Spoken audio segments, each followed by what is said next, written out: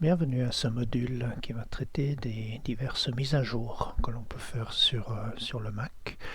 Alors, il y a différents types de mises à jour. La première, évidemment, c'est de mettre à jour son système. On voit ici qu'on est en version 12.5.1. Il se peut que si Apple découvre qu'il y a un problème dans leur système et qu'ils doivent améliorer quelque chose au niveau sécurité et tout ça, il pourrait proposer une 12.5.2 et à ce moment-là ce serait un update, c'est-à-dire plutôt une petite mise à jour du système. Et puis après il y a des plus grosses mises à jour, on passerait en 12.6, là c'est déjà plus gros comme mise à jour. Et puis il y a après carrément ce qu'on appelle des upgrades, c'est-à-dire des changements d'OS. Là, on est en OS Monterey. Avant, on était dans l'OS Big Sur, etc. Et puis le prochain s'appelle déjà Ventura. Voilà, donc là, après, ce sont des grands changements de numéros. Donc là, on passe par exemple du numéro 10, 11, 12, 13. Voilà, on changera de numéro pour les plus grosses mises à jour. Donc ça, c'est par rapport aux mises à jour système. Ensuite, il y a les mises à jour des applications et des applications dans l'App Store. Donc j'en profite pour vous montrer ici. On voit que dans les pref système, il y a quelque chose à changer. Donc il y a quelque chose à regarder, à voir, à observer. Et il s'agit effectivement d'une mise à jour. Soit je rentre dans les préférences système et puis je vais ici dans mise à jour de logiciel. Je vois que le 1 se trouve ici dans mise à jour logiciel. Et puis je me retrouve dans mise à jour. Là je vois qu'il propose une mise à jour Ventura, donc c'est une grosse mise à jour. On passe du 10.12 au 10.13. Okay, c'est un système qui vient de sortir actuellement. Donc vous pourriez mettre à niveau votre ordinateur, mais là il faut vous attendre je dirais au moins 15 minutes, 20 minutes, peut-être 30 minutes de mise à jour. Et puis avant de lancer une telle mise à jour, évidemment, il faudra faire une sauvegarde de ces données au cas où quelque chose se passerait mal. Donc là, il y aura un module spécifique sur la sauvegarde des données. Donc on ne va pas risquer ici une mise à jour du système. L'autre point d'accès, c'est évidemment le menu Pomme. On voit ici qu'il y a une mise à jour au niveau préférence système, c'est celle qu'on vient de voir. C'est là où il propose de changer de version de système. Mais je vois aussi que dans l'App Store, il y a aussi une mise à jour qui m'attend. Donc on va voir celle-ci. Et on voit qu'il y a Pages qui est disponible pour une mise à jour. Et ça, c'est à ce moment-là une mise à jour d'application et pas d'un système complet. Donc je vais mettre à jour cette application Pages. Donc normalement, on voit il y a un rond qui apparaît. Donc là, il me demande de me connecter à mon compte iCloud. Sur votre ordinateur personnel, vous devriez être connecté en permanence à iCloud, donc il ne devrait demander ni le mot de passe, ni ici la double identification par un code SMS.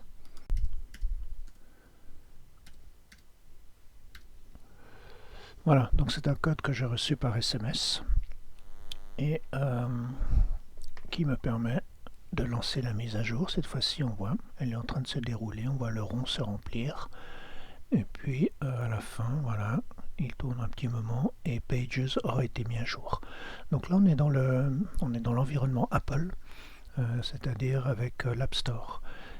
Ça m'amène à vous décrire un petit peu les différentes manières d'acheter des applications sur le Mac. Alors, soit on le fait à la vieille méthode qui est devenue actuellement totalement obsolète, c'est-à-dire qu'on va dans un grand magasin et qu'on achète une boîte et que dans cette boîte il y a un CD et que ensuite sur le Mac il faudra acheter un lecteur CD pour pouvoir le mettre. Donc voilà, c'est un petit peu obsolète cette manière de faire, d'acheter dans un magasin. En général, les applications maintenant s'achètent directement sur Internet. Et là, vous avez deux solutions. La première, celle qui est plutôt préconisée et qui est pas mal et qui est bien, c'est d'acheter sur l'App Store, c'est-à-dire ici. Oui, je suis sur l'App Store. Et puis là, on peut rechercher. Je sais pas, par exemple, qu'est-ce qu'on pourrait rechercher? images. Voilà, puis là il y aurait les applications qui concernent les images. Donc par exemple, voilà, là on peut voir, là il y a un coup de cœur, celle-ci est payante, celle-ci est bien, gratuite, etc. Donc si c'est payant, vous voyez le prix en dessous. Donc il y a tout un certain nombre d'applications.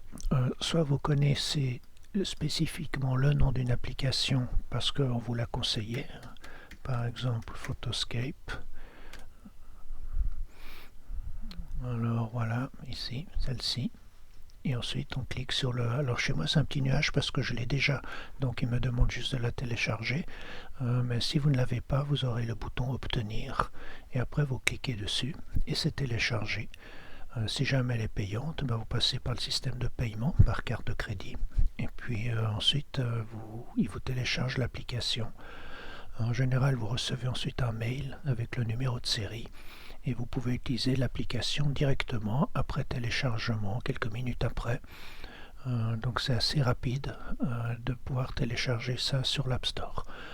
L'avantage de l'App Store, c'est que justement, tout ce qui a été téléchargé dans cet environnement-là, eh bien, sera disponible dans les mises à jour. Donc, il va vous annoncer, voilà, Photoscape a une mise à jour, et vous pourrez le mettre à jour dans cet environnement-là. Donc, vous n'avez pas besoin d'aller sur un site web, vous n'avez pas besoin d'aller chercher quoi que ce soit, il suffit de regarder. Donc, il suffit ici d'observer déjà si vous avez des mises à jour qui s'affichent ici. Souvent vous avez aussi un petit, une notification, c'est un sort de petit rectangle là-haut qui vous dit une mise à jour est disponible pour blablabla. Ou alors vous allez justement dans l'App Store et là il vous annonce si vous avez des mises à jour. Et là, quand vous êtes dans l'onglet ici, ou la ligne mise à jour, eh bien vous voyez et vous pouvez tout mettre à jour. Okay. Après l'App Store, il faut cliquer, ça c'est plutôt pour les jeux. Donc là vous pouvez télécharger des jeux.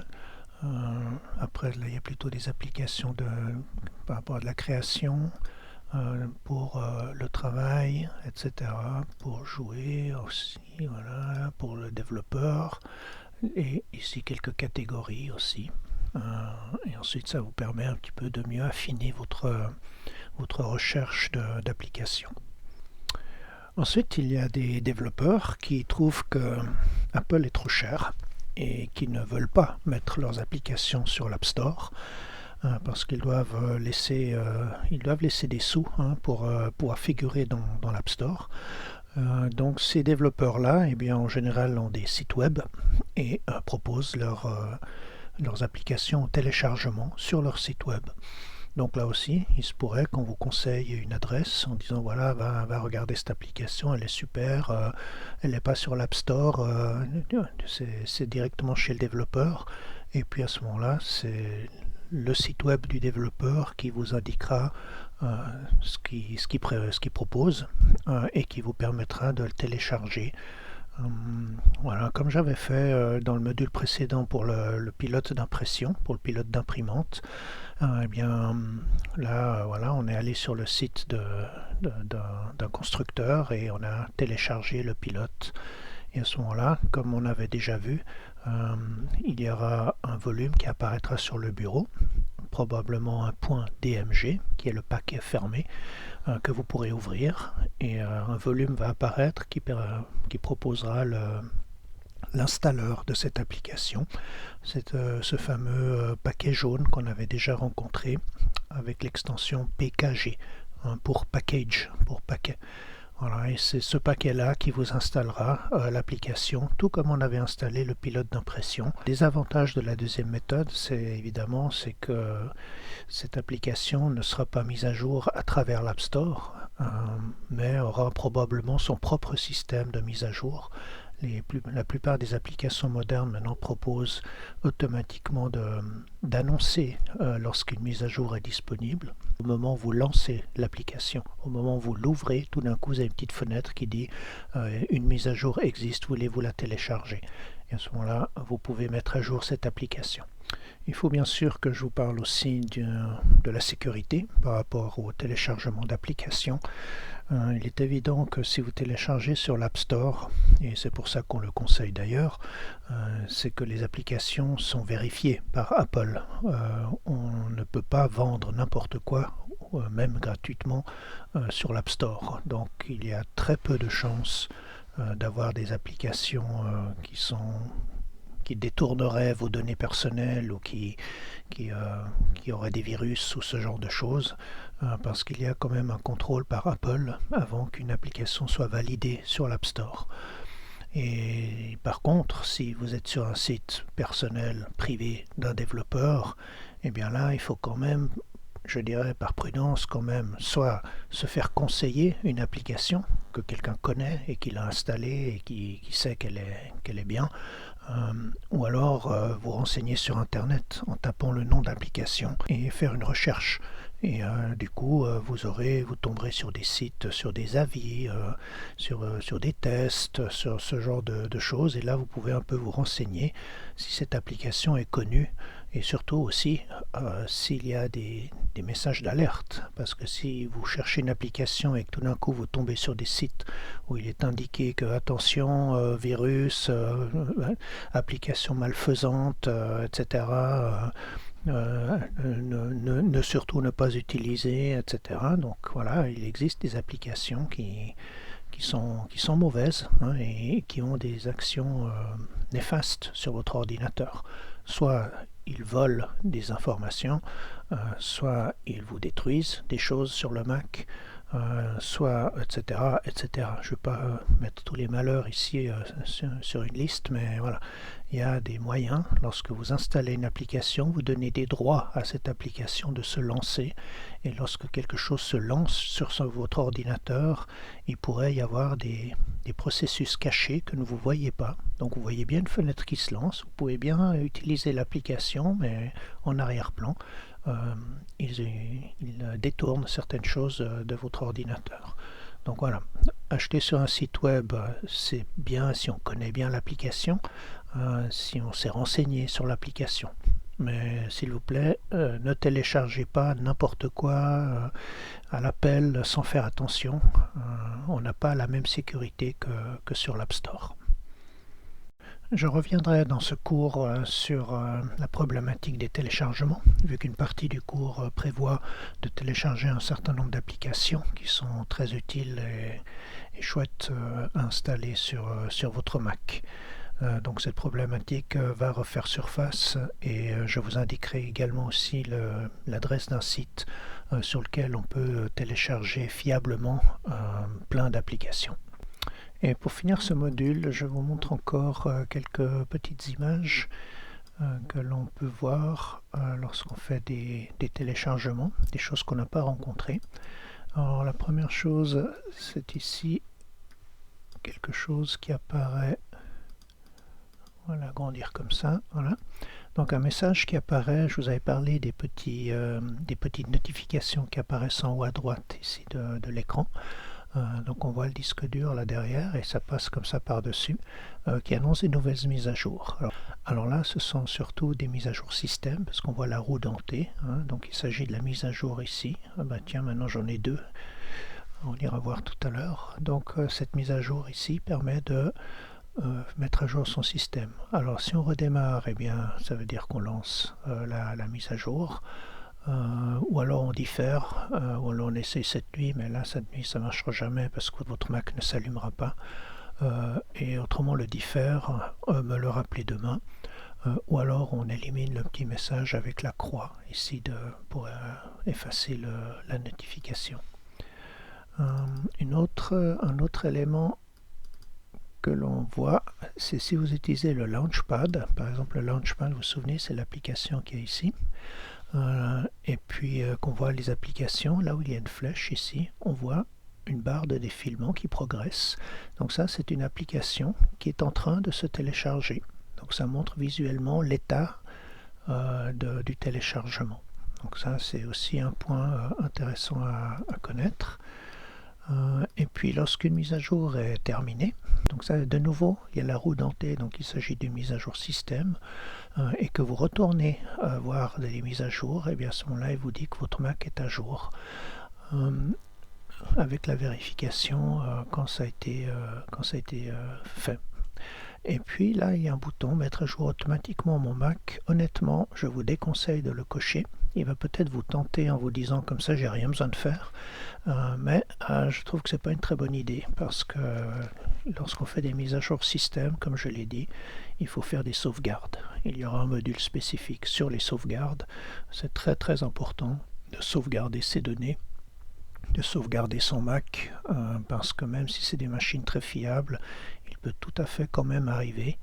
Même le meilleur moteur de voiture peut à un moment donné tomber en panne, et lorsqu'on est en panne, et bien là on n'a plus que les yeux pour pleurer, et on ne peut parfois plus récupérer ces données. Donc la mise à jour automatique me paraît un petit peu audacieuse, parce qu'il y a parfois, c'est très très rare, mais il y a parfois des mises à jour qui échouent. Et parfois, à ce moment-là, on a parfois un problème qu'on ne peut plus rallumer son Mac, enfin ce genre de choses. Ok, jette encore un petit coup d'œil à cette nouvelle mise à jour qui est arrivée là. Donc je vais cliquer dessus. Là, je vois que c'est ici au niveau de l'identifiant Apple qu'il y a quelque chose de nouveau. Voilà, donc là, il me propose d'utiliser iCloud, vu que je me suis connecté tout à l'heure à mon compte pour pouvoir télécharger le pilote d'impression. Ça c'était au module précédent. Je m'étais connecté à mon compte iCloud, et là maintenant il veut savoir si je veux aller plus loin avec mon compte iCloud et l'utiliser pour gérer des photos, ce genre de choses, la musique, etc. Donc là, non, pas forcément. Donc on va quitter. Ok, le mot de la fin concernant les mises à jour, ce sera que un conseil global, il faut faire les mises à jour, surtout les mises à jour, les petites mises à jour système. Ce sont souvent des mises à jour de sécurité, donc des brèches qui sont colmatées, donc qui sécurisent mieux votre Mac. Donc c'est important de faire le suivi des mises à jour. Là où on peut attendre un peu, ce sont les grosses mises à jour système, comme on avait vu. Lorsqu'on vous propose un autre nom, si vous êtes sous Monterey et qu'on vous propose Ventura, là c'est un autre nom, donc c'est vraiment une très très grosse mise à jour de système. Là vous pouvez attendre un petit peu, vous n'êtes pas obligé de la faire tout de suite. Donc si je reprends rapidement juste pour qu'on s'y retrouve, voilà ici, donc là il vous propose une 1301. Si on est un petit peu malin, et c'est un conseil, ne vous précipitez pas sur les nouveaux systèmes, parce que la 13.01 a peut-être encore des bugs, la 13.02 sera meilleure, la 13.03 sera meilleure, la 13.1 sera certainement encore meilleure. Donc attendez que ici les deux chiffres à droite augmentent. Comme ça il corrige des bugs, et quand vous ferez la mise à jour en Ventura, et bien à ce moment là vous aurez un système qui aura fait ses preuves et qui sera solide. Donc on ne se lance jamais sur une première version d'un nouveau système. Par contre, si on vous propose ici dans mon trait ou dans vos systèmes actuels, et qu'on vous propose une 10.5.2, une 10.5.3, ok, une 10.6, ok, ça c'est des mises à jour qu'on peut faire quand on fait les deux derniers chiffres. Mais quand on passe de 12 à 13, là c'est plus risqué, donc là il faut attendre un petit peu. Voilà, et puis autrement les applications elles-mêmes doivent aussi être mises à jour régulièrement. Ça se fait déjà, on a pris l'habitude de le faire sur les smartphones et les tablettes. Il faut mettre à jour régulièrement les applications, car elles aussi ont des failles, elles aussi sont susceptibles d'être attaquées par des hackers ou des gens mal intentionnés. Et là aussi, chaque développeur essaye de sécuriser un maximum son application et propose des mises à jour pour l'améliorer. Et puis après, dans les applications, il y aura aussi des grosses mises à jour qui, elles, apporteront des nouvelles fonctionnalités à l'application. Pendant un certain temps, ça peut être gratuit et à un moment donné, ça peut être payant. Quand les grosses mises à jour arrivent, souvent il faut repayer une petite somme pour continuer à faire évoluer son application. Voilà, ce module est maintenant terminé.